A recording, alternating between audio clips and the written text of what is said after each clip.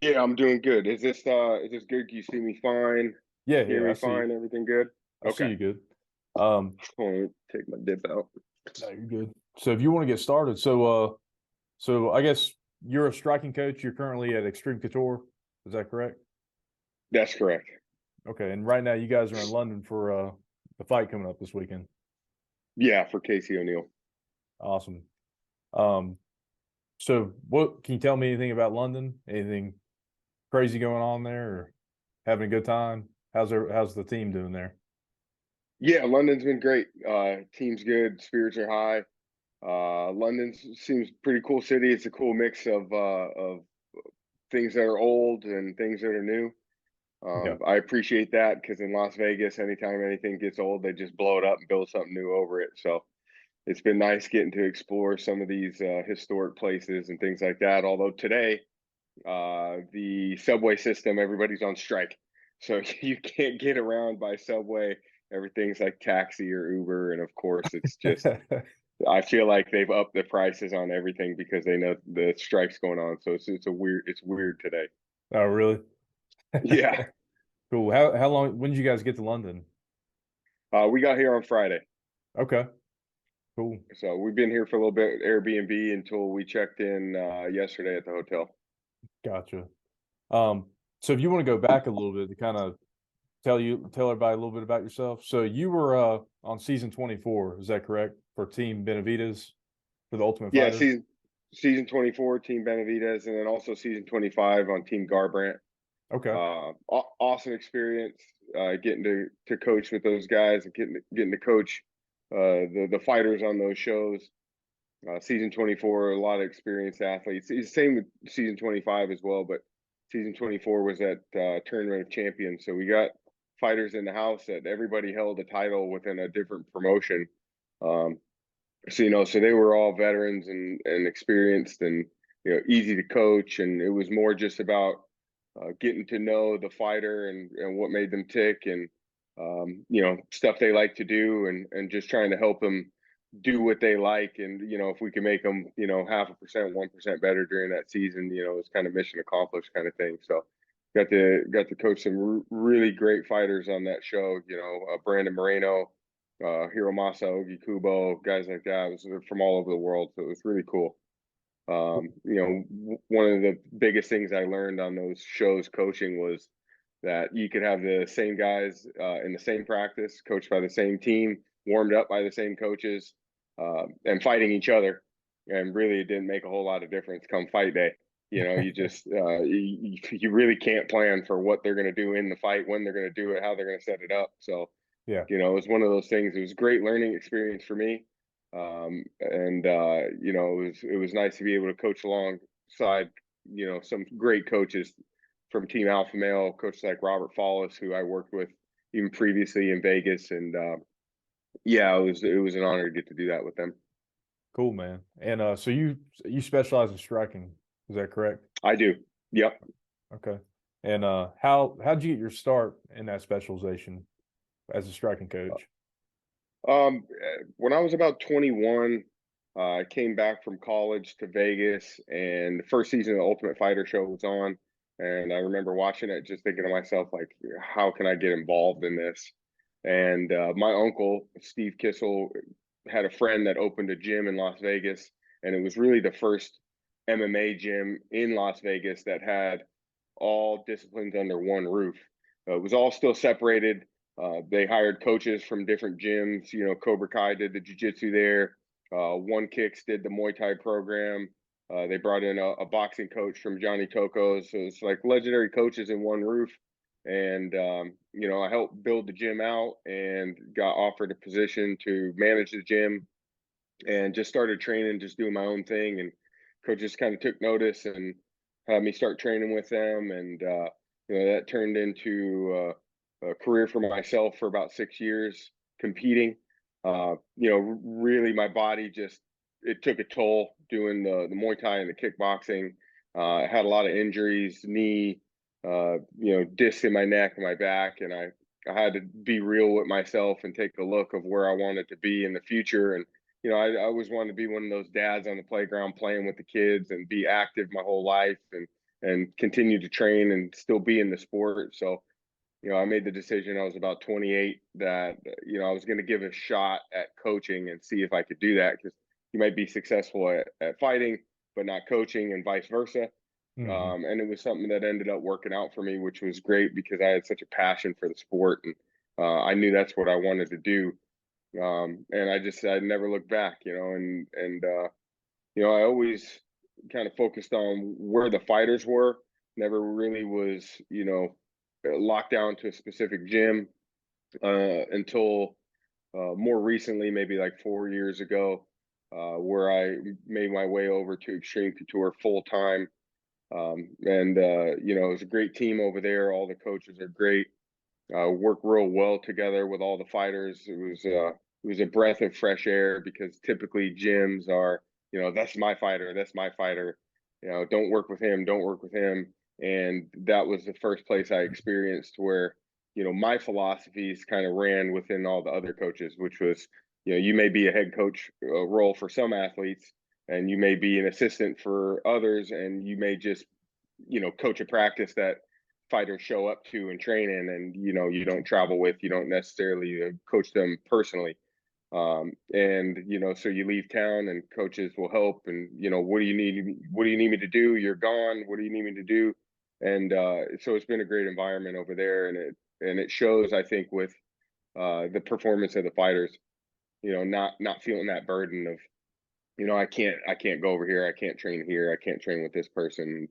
It's been a real positive environment for everybody. So I've just stayed there because I felt such at home in that place, with my philosophies blending with the philosophies of the other coaches, and we just try to better each other and learn off each other, and help each other, and really the end goal is just all about the fighter.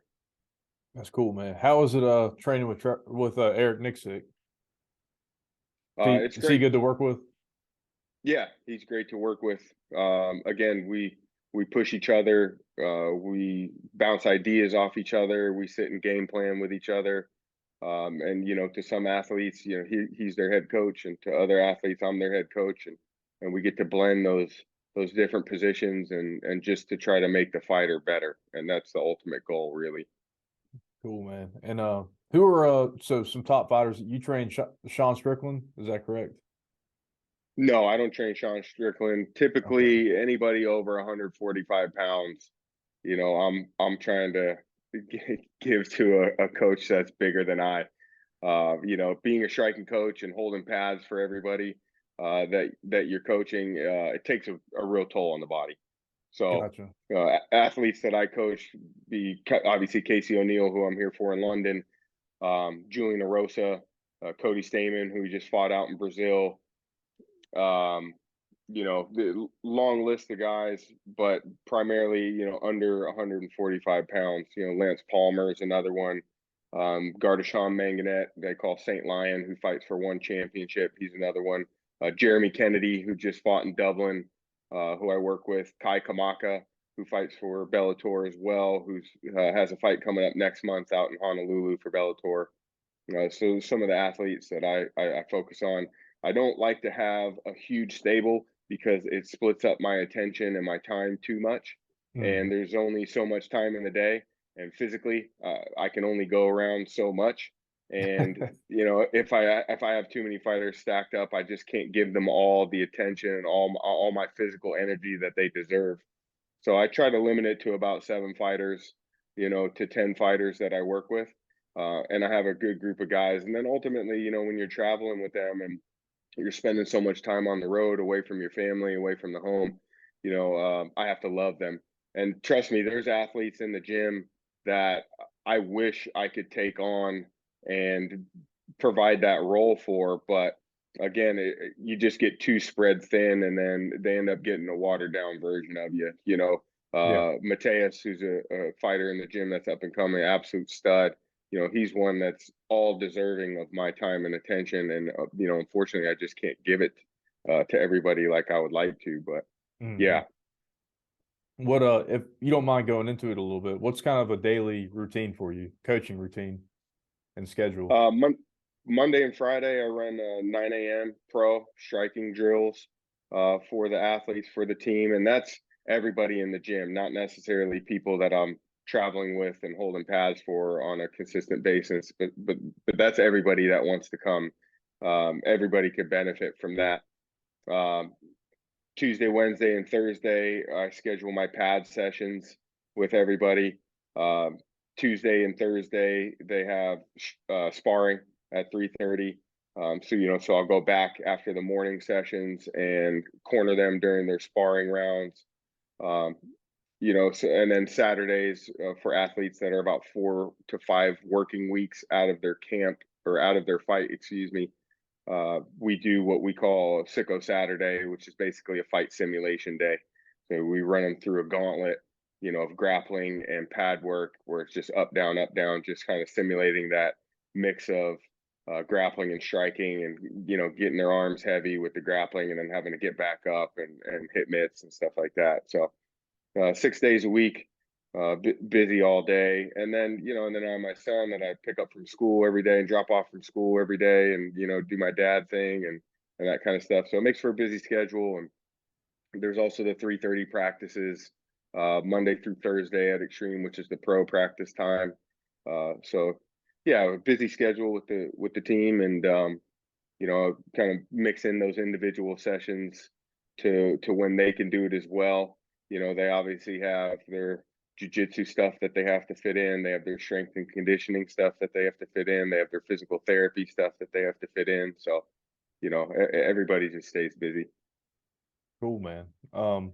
There was another question I wanted to ask you during the Team Garbrandt and Dillashaw. How was the beef? Was it kind of like the show, or off camera, or you remember? Yeah, it was nonstop.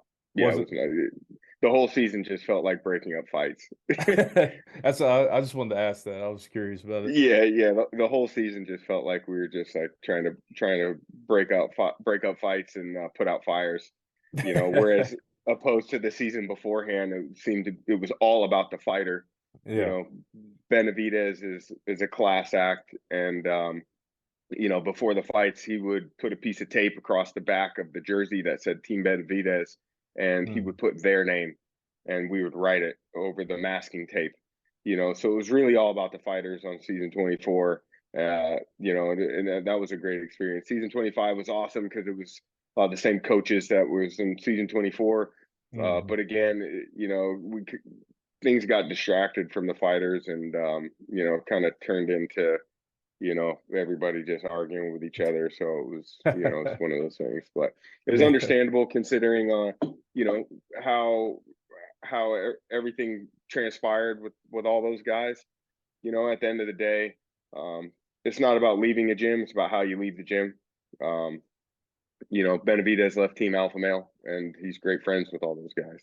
Mhm. So, when you're honest and upfront, and you communicate things properly, people don't have that chip on their shoulder. They don't feel some type of way about it. I feel like maybe things weren't done as honorably, with other people, so they felt some type of way about it. Gotcha. Who do you have winning the main event this weekend? Usman or Leon? Um, Honestly, I feel like Usman's going to get it. Dominated that last fight up until the last minute. Hmm. Um, I feel like, you know, Leon Edwards did an amazing job of figuring out, some mistakes he was making. It took him a while to capitalize on it, but he did. Uh, I think if Usman keeps that pressure and uses that wrestling that he's so well at, and doesn't give him that space to work the striking and work the kicks, then I think he's going to put on a performance like we saw, up until that last moment in the previous matchup. I agree. Yeah, I agree completely with that. Um, but is there anything else you want to add? No, looking forward to this card. It's going to be a lot of good fights on there. Excited for Casey to come back, post knee surgery. She's just been performing phenomenally, her whole camp. She is one of the hardest workers in that gym. She sets a standard and a bar for people. And, she's a great example to the rest of the team, as for, persevering and working through things. And, she's one of those athletes that works absolutely as hard as humanly possible and some. So it's a pleasure to get to work with her, and really everybody that I work with, that I travel with, that I coach. They really have that mindset, and it's inspirational to get to be around and see. And just as much as I push them and they learn from me, they push me, and and they teach me things as well. So, Yeah. uh, it's great to be a part of it. Well, cool, man. Well, I appreciate that, and I appreciate you coming on last minute. I know, kind of last minute when I messaged you. Um, Yeah, no worries. but cool, Absolutely.